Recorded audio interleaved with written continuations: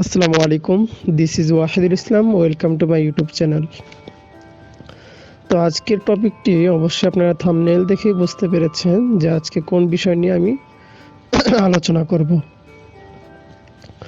তো আমরা সবাই দীর্ঘদিন যাবৎ ইউনাইটেড আরব আমিরাত অর্থাৎ যাকে আমরা এক নামে চিনি দুবাই বলে, বাস্তবে দুবাই একটা সিটির নাম আর রাষ্ট্রের নাম আরব আমিরাত। তো আমাদের অনেকেরই ইচ্ছা যে আমরা দুবাই যাব নিজেদের ভবিষ্যৎ গড়ার জন্য বা ইনকাম সোর্স। আমরা দুবাইকেই বেছে নিয়েছি আমাদের ইনকাম সোর্সের পছন্দের কান্ট্রি হিসাবে।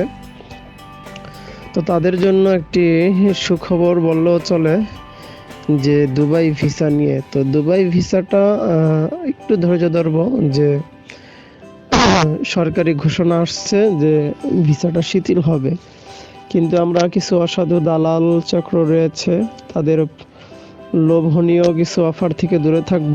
এখনো দুবাই ওরকমভাবে ভিসা যে একটি জটিলতা সেটা এখনো কমে ওঠেনি। তো আমরা যারা দুবাই যেতে ইচ্ছুক 2025 সালে, তো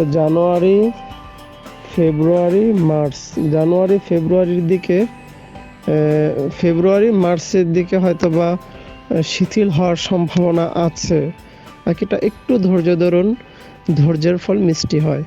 তো বর্তমান ভিসা ইস্যু হচ্ছে না এমনটা না, ভিসা ইস্যু হচ্ছে, তবে বড় বড় যে কোম্পানিগুলো আছে দুবাইয়ের বিখ্যাত, যেমন ট্রান্সগার্ড কোম্পানি, আরও অনেক কোম্পানি রয়েছে যে নামগুলো আমার খেয়াল আসতেছে না বা স্মরণ আসতেছে না।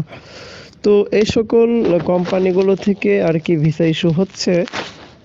আর হচ্ছে যে হাই প্রফেশন, যারা অনেক শিক্ষিত, যাদের স্কেল রয়েছে, যারা বিভিন্ন টেকনিশিয়ান কাজের অভিজ্ঞতা, যাদের সার্টিফিকেট আছে, সেই হাই প্রফেশন ভিসাগুলো হচ্ছে না তা না, কিন্তু নর্মালি যেই ভিসাগুলো আগে যে কেউ ইস্যু করতে পারতো, যার বিজনেস আছে সে দু একজন লোক নিতে পারতো, এরকমটা নেওয়া যাচ্ছে না।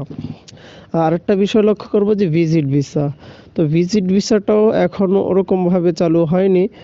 ওই দেশে যাদের এই সিটিজেন বা যাদের ফ্ল্যাট আছে, বাড়ি আছে, তারা যদি অফার লেটার তারা যদি আপনার ওই ভিসা রিকোয়েস্ট লেটার যদি ওই পাশ থেকে যদি তারা কি বলে এটাকে, খেয়াল আসতেছে না,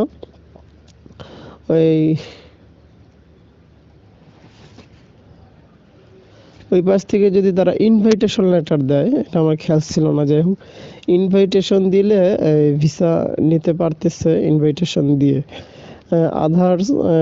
আদারওয়াইজ এমনি ভিসা পুরোপুরি ওরকমভাবে চালু হয়নি। তো আমরা যারা ধৈর্য ধরেছি তারা ধৈর্য ধরে অনর্থক কারো কাছে পাসপোর্ট জমা দেওয়া থেকে দূরে থাকবো। আবার অনেকে লোভ দেখায় ফুড ডেলিভারি, পরে আপনার ট্যাক্সি ড্রাইভার, এগুলি ওরকমভাবে নিচ্ছে না এখন। তো একটু ধৈর্য ধরি আর অসাধু দালাল চক্র থেকে দূরে থাকি। দুবাই অত টাকা লাগে না প্রায়, তারপরেও বাংলাদেশ তো সব জায়গায় সিন্ডিকেট, 3 লাখ 4 লাখ টাকা এনাফ।